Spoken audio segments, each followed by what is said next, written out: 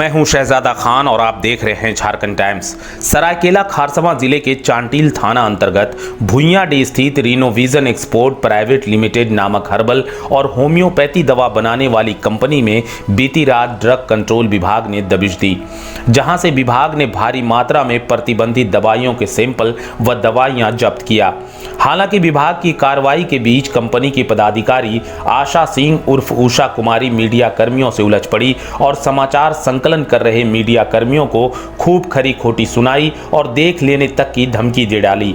यहां तक कि महिला पदाधिकारी ने मीडिया कर्मियों के कैमरे से जबरन वीडियो क्लिप डिलीट करवाने का भी प्रयास किया और जांच टीम को बाधा पहुंचाने के उद्देश्य से मीडिया कर्मियों को निशाना बनाकर लाइट ऑफ करा दिया गया।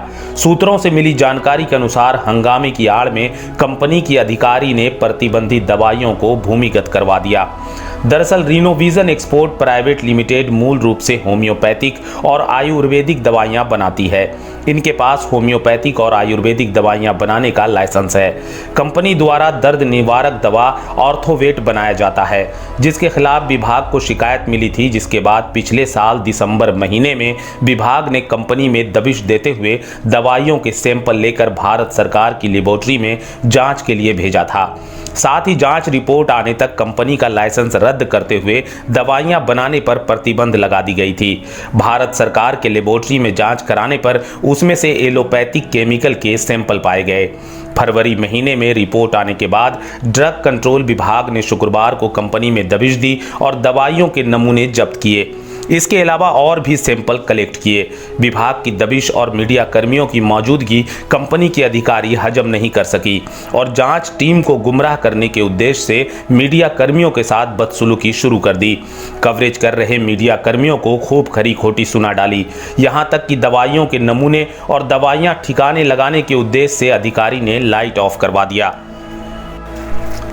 इस संबंध में ड्रग इंस्पेक्टर जया कुमारी ने बताया कि पिछले साल दिसंबर महीने में उक्त कंपनी द्वारा निर्मित ऑर्थोवेट दवाइयों को जब्त करते हुए तत्काल लाइसेंस रद्द कर दिया गया था। रिपोर्ट में दवाइयों में एलोपैथिक मिश्रण की पुष्टि हुई थी, जिसके बाद विभाग के वरीय पदाधिकारियों के निर्देश पर पुनः कंपनी में जांच की गई। इस क्रम में प्रतिबंधित दवाइयों के सैंपल और नमूने कलेक्ट किए गए हैं, जिसकी जानकारी विभाग के डायरेक्टर को दे दी गई है। उनसे निर्देश प्राप्त होने के बाद सीजेएम कोर्ट में पेश किया जाएगा। उन्होंने भी कंपनी के अधिकारी द्वारा मीडिया कर्मियों एवं जांच अधिकारियों के साथ किए गए बदसलूकी पर नाराजगी जताई और कहा अधिकारी ने जांच में सही तरीके से सहयोग नहीं किया है, इसकी शिकायत भी की जाएगी।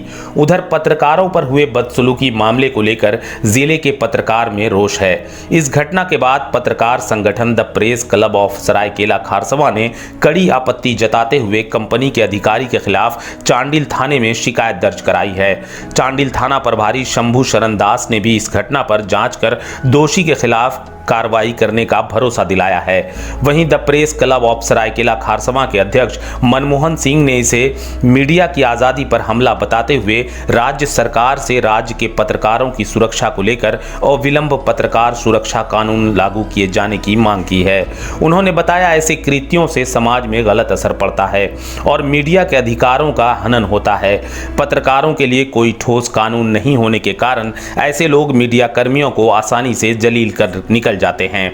उन्होंने इस घटना की तीखी भर्त्सना की है। साथ ड्रग कंट्रोल विभाग से पूरे मामले की जांच कर दोषी कंपनी एवं कंपनी पदाधिकारियों के खिलाफ कड़ी कार्रवाई करने की मांग की है। लोकतंत्र में मीडिया को चौथा स्तंभ का दर्जा प्राप्त है। सुप्रीम कोर्ट ने मीडिया कर्मियों को भीड़ का हिस्सा नहीं मानते हुए उन्हें सुरक्षा देने की बात करती है, मगर इसके लिए कोई ठोस कानून बनाने पर बाकी तीनों स्तंभ चुप हैं। यही कारण है कि देश में पत्रकार पर आए दिन हमले हो रहे हैं, उन्हें झूठे मुकदमे में फंसाया जा रहा है। किसी सरकारी अधिकारी की शान में गुस्ताखी हो तो सरकारी काम में बाधा की धाराएं लगाकर केस दर्ज कर दिया जाता है। एक महिला केवल आरोप लगा दे तो प्राथमिकता के आधार पर गैर जमानती धाराओं के तहत किसी पर भी मुकदमा दर्ज कर दिया जाता है, मगर पत्रकारिता पर अगर हमला हो तो उसके लिए क्या कानून है। और लगातार वो फैक्ट्री मालिक जो है ड्रग वहाँ जो प्रोडक्शन होता है, जो दवा प्रोडक्शन होता है, दवा को कोरोना का दवा के नाम पर फर्जी तरीके से बेचने का भी काम किया 2-3 साल पहले। तो इस तरीके से उसका वो जो जमीन है, वो जमीन भी CNT एक्ट का उल्लंघन करके जमीन खरीदा गया है। और वो नक्शा माने इतना बड़ा बड़ा बिल्डिंग बनाया है जो बिना नक्शा पास किए सरकारी इको सेंसिटिव जोन के दायरे में भी वो फैक्ट्री आता है। इस तरीके से पूरा का पूरा जो है इलीगल ढंग से पूरा फैक्ट्री चलती है और ऊपर से गुंडागर्दी और बर्जरी गुंडागर्दी माने उसका करने का जो है ना हक पाया माने मिला हुआ उसको। और पूरा प्रशासनिक जो है संरक्षण है, वहाँ लोकल थाना उसका संरक्षण करता है। इस तरीके से जो भी विभागीय उसको संरक्षण मिलता है, वो जो भी माने दवा का जो विभाग है, हाँ उसको छूट दिए हुए है। इसीलिए उसका हम लोग पुरजोर विरोध करते हैं। और लोकतंत्र का चौथा खंभा माने पत्रकार प्रेस पर हमला हम लोग किसी भी हाल में बर्दाश्त नहीं करेंगे। इसके लिए जो भी हम लोग को प्रेस बंधुओं के साथ में कंधा से कंधा मिला करके हम लोग लड़ाई में उनके साथ हैं। और उस पर जो कानूनी कार्रवाई होना चाहिए, इस माने दुर्व्यवहार के लिए जो प्रेस बंधुओं के साथ दुर्व्यवहार किया है वो मैडम, वो महिला मैनेजर, ये बहुत दुखद घटना है। झारखंड टाइम्स के साथ जुड़ने के लिए हमारे Facebook page Jharkhand times top live को लाइक करें। साथ ही साथ हमारे ऐप झारखंड टाइम्स को गूगल प्ले स्टोर से इंस्टॉल करना बिल्कुल न भूलें।